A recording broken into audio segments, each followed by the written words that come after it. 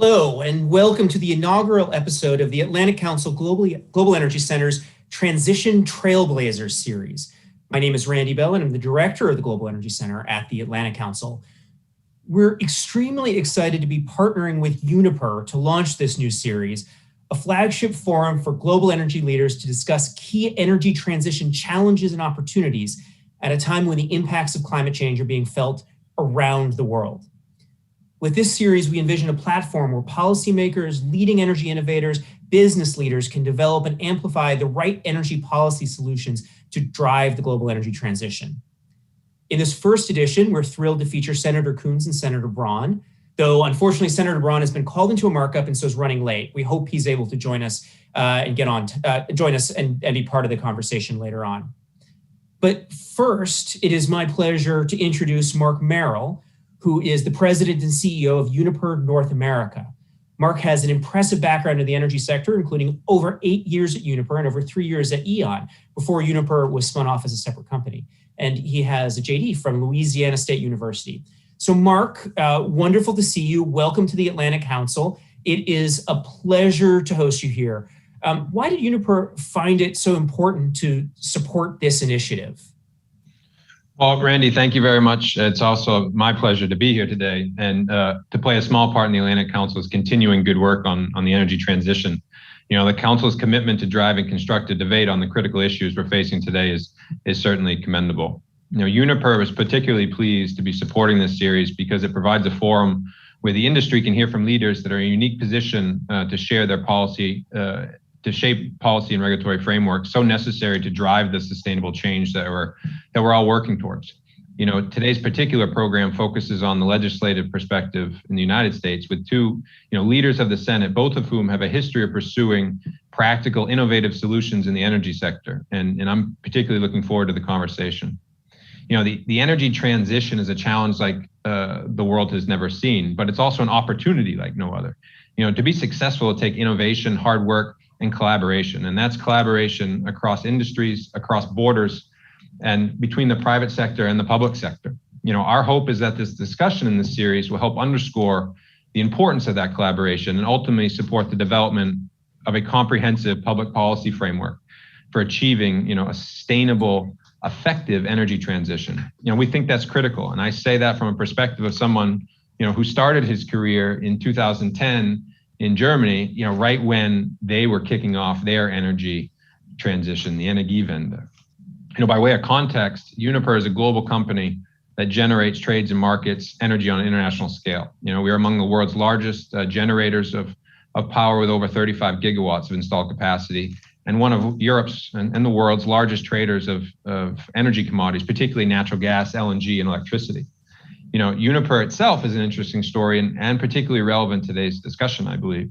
You know, we came into being as a spin-off of one of the largest integrated utilities in the world.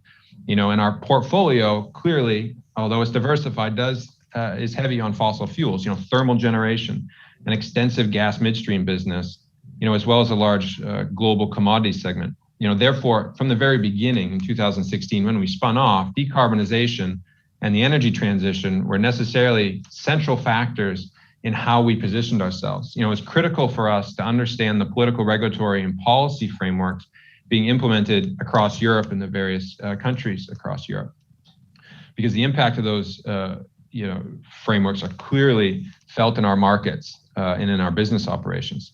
You know, so like for many companies, these frameworks, this policy, it's at the core of how our business needs to adapt going forward and how we plan for the future. You know, since that time, our company is committed to our European generation activities being carbon neutral by 2035, and the entire group being carbon neutral by 2050. You know, along the way, we've made also the interim goal of targeting a 50% reduction in our emissions in our European generation by 2030, based on 2019 levels. You know, right now, the company's focused on how the business can do three things. It's decarbonize our operations in line with the Paris Agreement, ensuring, which has always been important to Uniper, the security of supply to meet our current and future demand and be that facilitator of the energy transition, while at the same time maintaining efficiency in the cost of energy. Now, it's not just in Europe we're active, and that's why I'm here. You know, we're also looking to take that experience in decarbonization, the energy transition, and bring it constructively into other regions, particularly the US and North America. Where organizations we've found across all sectors are coming under growing pressure to make their operations more sustainable and climate friendly. And we think these organizations could use a helping hand and an experienced hand. And therefore, whether they're communities, large sector, private sector organizations, or utilities, they need somebody with our expertise, and we think we're there and ready to help. And it's extremely interesting business opportunity. For example, we have a growing portfolio of renewable sourced power purchase agreements where we can market renewable energy and facilitate the creation of more renewable generation in North America. Additionally, we have service offerings in energy management and energy services for solar, wind, and battery facilities, not to mention many conversations on hydrogen. We think, in Europe, we're well on our way, but we think that the transition is happening here too, and we'd like to participate both in the business aspects of it, but also the policy discussions that are so important to the business. Thus, we're heartened to see a pragmatic discussion on that front happening here in the United States. And we welcome the opportunity to work with the Atlantic Council on programs that can help stimulate progress in an area that's so important to the private sector in the industry here. So with that, Randy, I'll turn it back to you. Mark, thank you. We have a couple of minutes until Senator Coons arrives. So I have a few questions for you, just based on some of the things you just said. First of all, you noted that your European business will be carbon neutral by, I think you said 2035, with the whole business globally by 2050.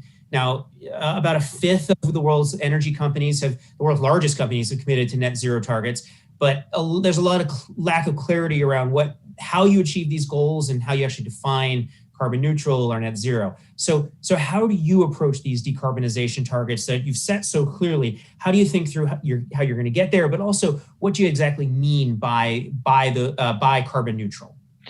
Well, carbon neutral means carbon neutral. It doesn't mean eliminating all carbon emissions, obviously, but we're working together with our partners across the industry, but also in non-governmental organizations to better define what that actually means.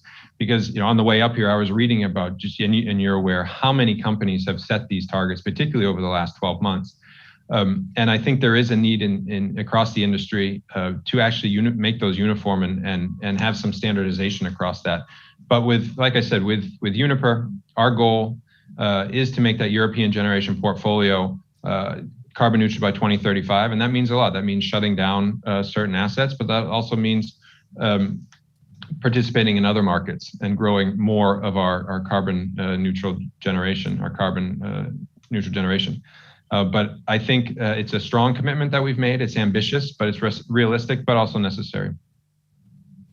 Really fascinating. Now, it's particularly impressive to be making this pledge as essentially, as you said, the fossil fuel heavy spinoff of E.ON. How did Uniper come to make this pledge, given its background, given that it was sort of seen as where the harder assets are put off to the side and sort of thought maybe it'll just go away? How did you think through that challenge and really approach it so head on?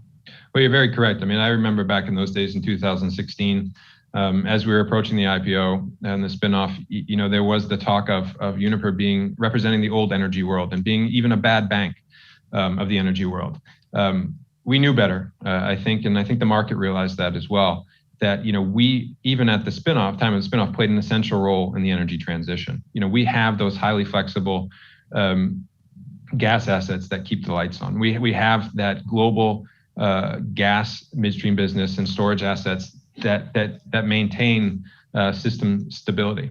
Now, clearly, without having any renewable assets, we realized very early on that we also need to pivot and to transition away. And we started that process from the very beginning. And so now we'll be looking for new opportunities and are looking for new opportunities, and actually at the forefront of many of these opportunities, whether it be in hydrogen, renewable development, or providing services to the energy transition. We have the experience over 100 years. Uniper was started in 2016, but it's based on 100 years of experience of our predecessor companies. So, yeah, we are ready to pivot, and we've began to pivot But we're also very proud of where we come from and proud of the role we continue and will continue to play in security supply going forward, particularly in the next few years as we move in this energy transition.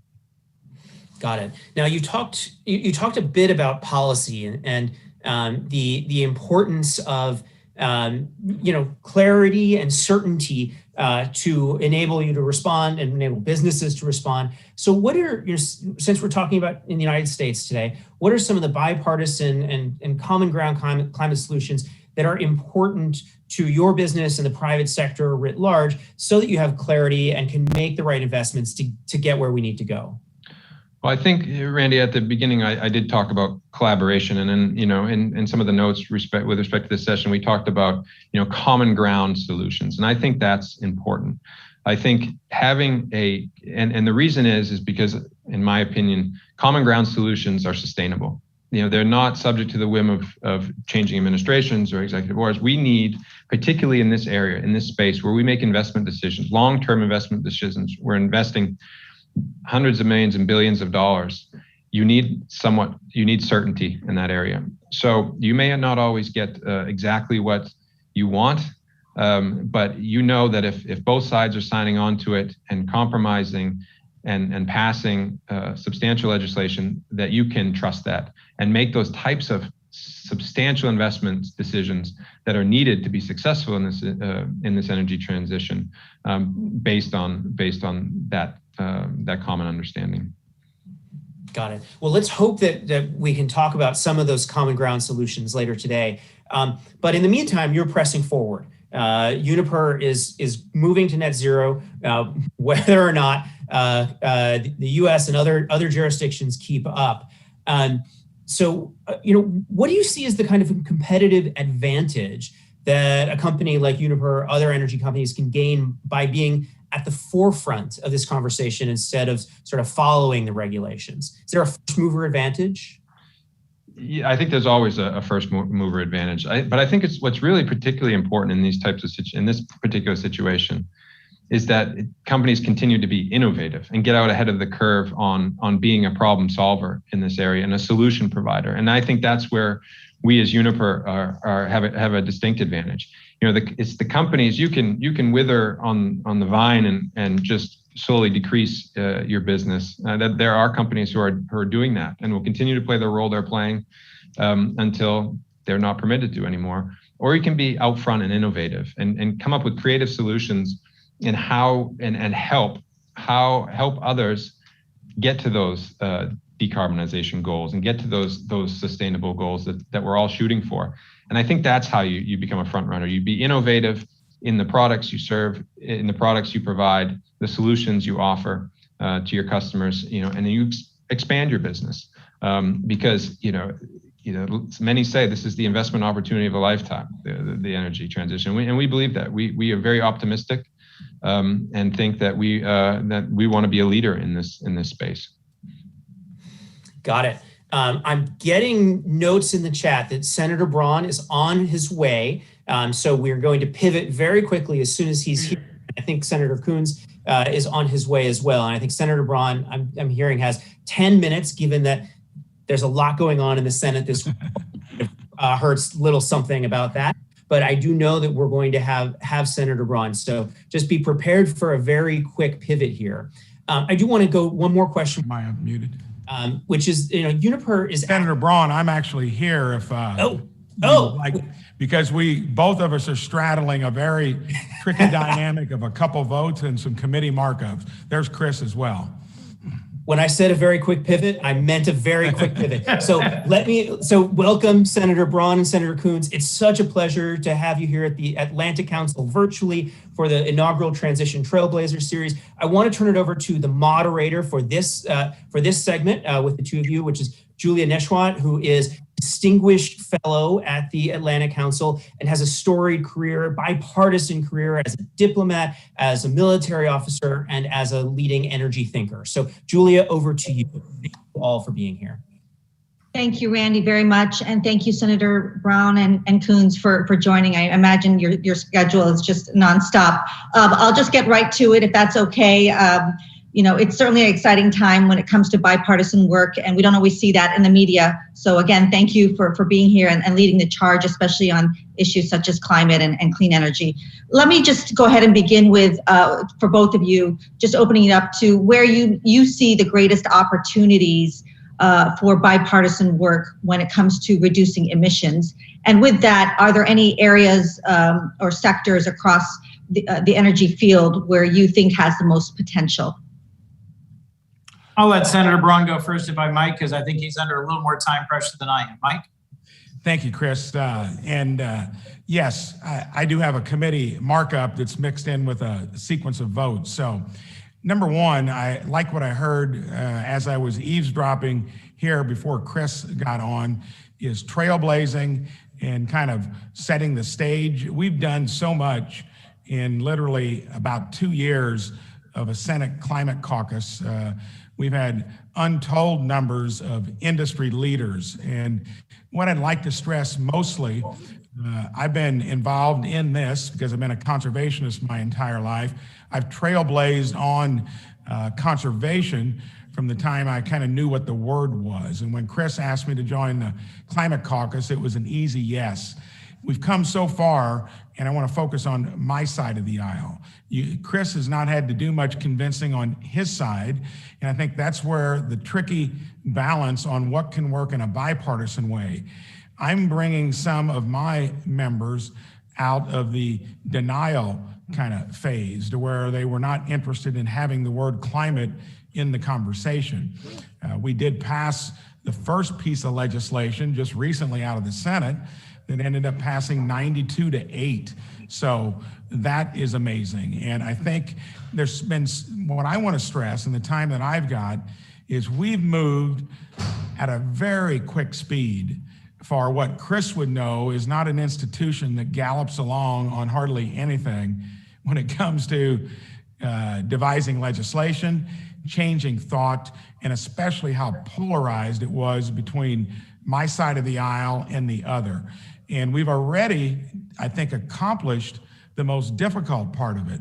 We've got 7 senators on each side in a Senate caucus. We've talked to just dozens of industry leaders that impress me that they want to be part of the solution, not dragging their feet like the other thing I work hard on, which is reforming healthcare. That is like pulling teeth. A lot of good things occurring, and we're finally getting over that kind of denial stage, or I'm not interested, or my answer is. In the environment that was here in the Senate a few years ago, just getting 14 senators of both parties to agree that the climate is changing, that human activity is causing it, and that we have to take action to address it is a step forward. Mike's being, I think, a little humble there. Let me just give him credit, along with the chair of the Agriculture Committee, Debbie Stabenow, for getting a bill called Growing Climate Solutions, not just out of the Agriculture Committee, not just to the floor of the Senate, but passed by an overwhelming bipartisan vote. So your question to us, Julia, what technologies and what areas do I think there is some promise for bipartisanship? Natural solutions, like the Trillion Trees bill or the Growing Climate Solutions bill, advanced nuclear, carbon capture and sequestration, and energy efficiency are all areas where I think we've seen legislative action. At the end of last year, there was an Energy Policy Act of 2020 that was signed into law. In the bipartisan infrastructure bill, there's investment in a number of these areas. Senator Cassidy and I co-sponsored the SCALE Act, which would expand financing for carbon dioxide pipelines. And I think there's real promise. There's funding as well as authorization for expanding both basic and applied research, demonstration, and then utility scale work across those 4 different areas in bills that I think we're going to see at the president's desk soon. Fantastic. Thank you for also raising the bipartisan infrastructure bill. As you can imagine, the world's been watching and where that's going. You mentioned the SCALE Act, and again, a lot of great potential, particularly with the specific investment opportunities to help expedite that decarbonization. Let me turn it to the private sector needs, if we can, real quickly. You heard maybe earlier some of you, Mark from Uniper, talk about the need for certainty and clarity when it comes to carbon regulations in order to really try to adjust its operations for a low carbon future. What do you think certain, reliable, durable climate solutions could look like, particularly for the business community, what they should be aware of, in particular, when you think about the horizon of policymaking? Is there anything that we could share for them? Well, Julia, let me see if this answer is responsive, and then correct me if it's not. One of the things that Mike's really been struck by, Senator Braun's been struck by, is how many of the business leaders our Climate Solutions Caucus have met with over the past year and a half, nearly 2 years now, have said they want regulatory certainty and a price on carbon.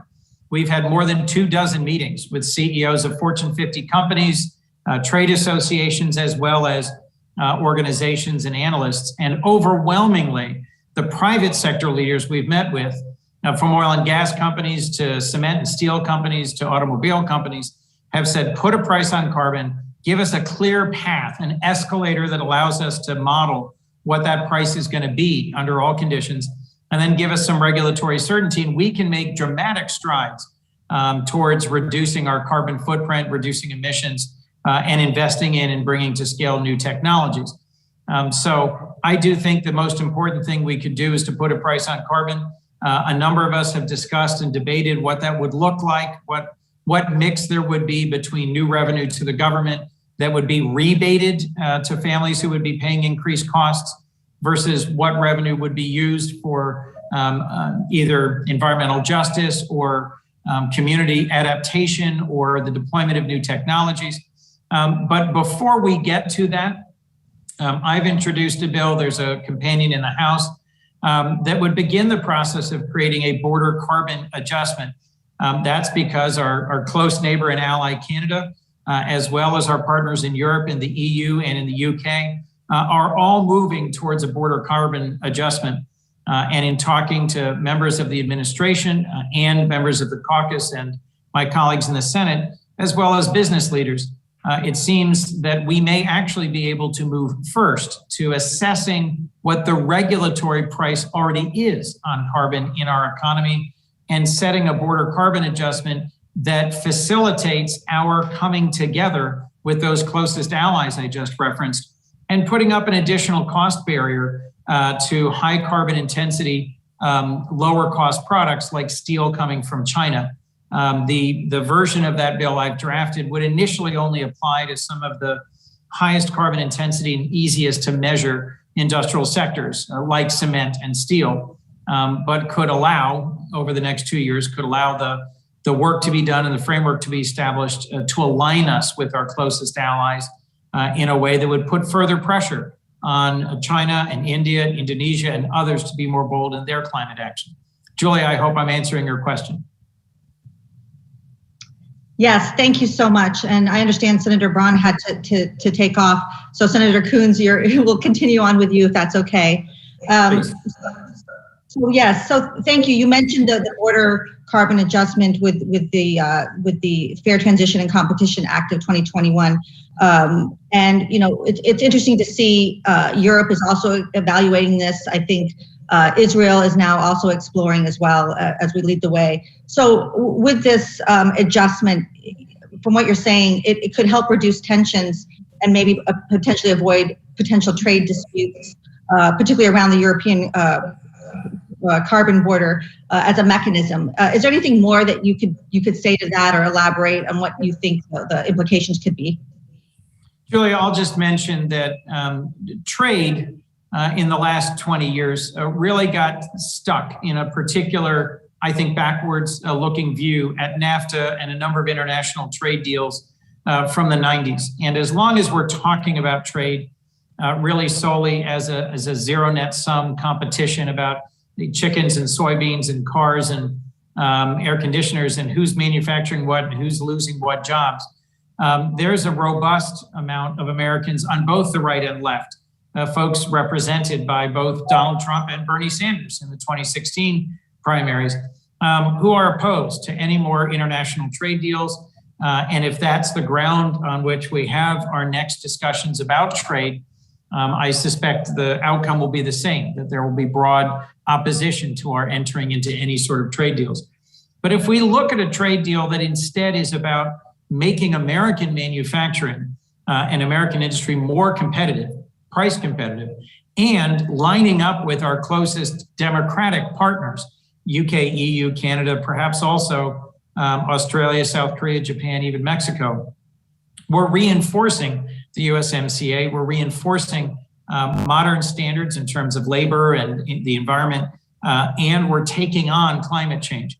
In our group of 14 senators, this bipartisan climate solutions caucus, one of the concerns most often raised by my Republican colleagues is that if we put a price on carbon, if we put in a clean electricity standard, if we put in greater regulatory pressure on carbon emissions here in the United States, carbon leakage is the biggest problem. China and India will simply continue to build new coal-fired power plants, to industrialize and to export their higher carbon footprint manufactured products to the United States. So the idea of a border carbon adjustment, I think, has some resonance, has some attractiveness to the left and the right. And I think it could really help us reshape the trade debate for the 21st century, particularly if it does actually enjoy this sort of broad and robust business support as well as labor support that previous international trade deals have lacked. Excellent. Thank you so much. As you noted, China, and everyone else knows this, is the world's largest contributing country to CO2 emissions, now producing over 10 billion metric tons of CO2. And the U.S. has recently promised to try to reduce our own emissions from 40 to 43% by 2030. And it's just interesting to think, especially as countries prepare for Glasgow this November, what are some of those market-based, and as Mark said earlier, common ground solutions out there? So I think this certainly helps put that in perspective. Senator, if I could just ask one other final question, or two questions actually, about, we talked about some of the bipartisan work and support, but would be curious to know, are there any disagreements and how we're going to overcome them? It's a group of senators. There's disagreements on everything. So Julia, if I could, about Glasgow in particular. 5 years ago, I went to the Paris, the COP21 conference at which the Paris Climate Accord was announced and signed, finalized. And one of the things that was distressing to me was that there were dueling delegations from the Senate. There was a group of Republicans who were doing press conferences and meetings saying this is unnecessary, this is a hoax, this is a waste, climate change isn't real, or it will impose too high of a cost on our economy and restrain our growth. And a delegation of Democrats who were saying, we're here to support the Obama administration. We were doing events with Energy Secretary Moniz and talking about a clean energy deployment and how we could win the 21st century and the race to renewables. My hope is that in partnership with Senator Braun and other members of the Climate Solutions Caucus, that we will have a bipartisan delegation at Glasgow in the fall. We will not agree on everything. We have not voted for all the same things. Not every Republican in the Climate Solutions Caucus is going to vote for the bipartisan infrastructure bill that I believe will be voted out of the Senate this week. And I don't certainly support everything that they'd like to see happen in terms of regulatory reform, for example. But we have enough of a common agreement that I think it's entirely possible that we can be traveling to the United Kingdom together and to represent the Senate and this caucus in Scotland in a constructive way. One of the most interesting parts about being in Paris 5 years ago to me was a series of bilateral meetings we had with other countries and with legislators or elected leaders from other countries.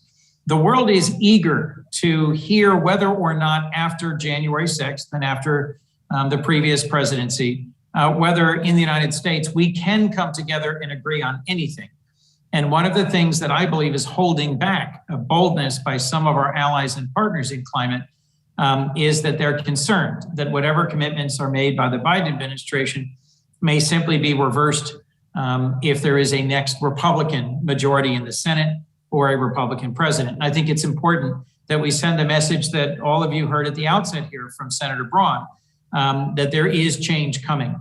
There's change in the business community, there's change in the faith community, and there's certainly change in the Republican Party and in the Senate because of our Climate Solutions Caucus. Terrific. Thank you so much. I guess I'll just leave it at, is there any advice you'd give? We've got a lot of participants today with diverse backgrounds in academia and business, think tanks and so forth. Any advice that we could look forward to in the future on the horizon? Well, Julia, thank you for facilitating, and to Mark and to Randy, thank you for bringing us all together, to Randy and the Atlantic Council in particular for organizing this and for giving us a platform for this conversation. I too have to run to cast my next vote on the floor. If I could give some closing advice, it would be to engage, to recognize that there's a widespread movement among young conservative Americans who, either because of their faith or because of their scientific analysis or because of their generational view, or just because of the simple painful evidence of widespread wildfires and tornadoes, hurricanes and droughts, has convinced them that our climate is changing. We need to remain optimistic. We have to remain engaged, and we have to prove to the world that the model of democracy that has so long been at the very core of who we are and what we do in the United States can deliver solutions to climate change. The average American, the average global citizen is convinced that there is such gridlock on this issue in our country that the best you can hope for is that New York or California will lead the way in adopting new technologies or in changing their laws. That's not true. We can and should act federally as well, and with an administration as ambitious on climate as the Biden-Harris administration, we in Congress need to step up and do our part. So I'd urge those who are watching today to be good partners, to be optimistic, but to press continuously for action by both parties to address this most critical, most pressing challenge facing our world and our species. Thank you very much, and thanks for a chance to be on with you today. Thank you, Senator, so much. Appreciate that. I'm going to turn it over to Randy for conclusion. Thank you, Julia. Thank you, Senator Coons, and thank you, Senator Braun, who's back at the markup. Really, Senator Coons, what a remarkable call to action. I really hope everyone listening in today, watching today, takes that to heart and continues to push to make progress on climate. This is a bipartisan movement that we can continue to work on together. We're really grateful to everyone who's carved out time today to join this important conversation. And thank you, of course, to Mark for your really great opening remarks and for Uniper's really remarkable effort as a business to push forward on climate action. And of course, thank you for support for the Transition Trailblazers series. Please, everyone, look out for more of these coming soon. I also want to thank everyone who made today's event possible: Lauren Holland, T. Frew, Jackson Styron, and Olga Kokova. The presentation is available on the Atlantic Council website, YouTube, Facebook, and Twitter. So please make sure to share it with your colleagues. I also want to let you know that you can get a chance to see more of Senator Braun joining today, the Atlantic Council at 3:15 p.m. Eastern Time as part of our 2021 Veterans Advanced Energy Week, which is an interactive virtual learning and networking experience dedicated to veterans, reservists, and military spouses working to strengthen U.S. national security through careers in the advanced energy industry. You can find the full agenda to the Veterans Advanced Energy Week and the link to register on the Atlantic Council website. So we hope to see many of you at these Veterans Advanced Energy events, including Senator Braun, again, at 3:15 Eastern today. Thank you, everyone, again, for joining us. Hugely appreciate seeing you here virtually and hope to see you perhaps in person again soon. Have a good afternoon.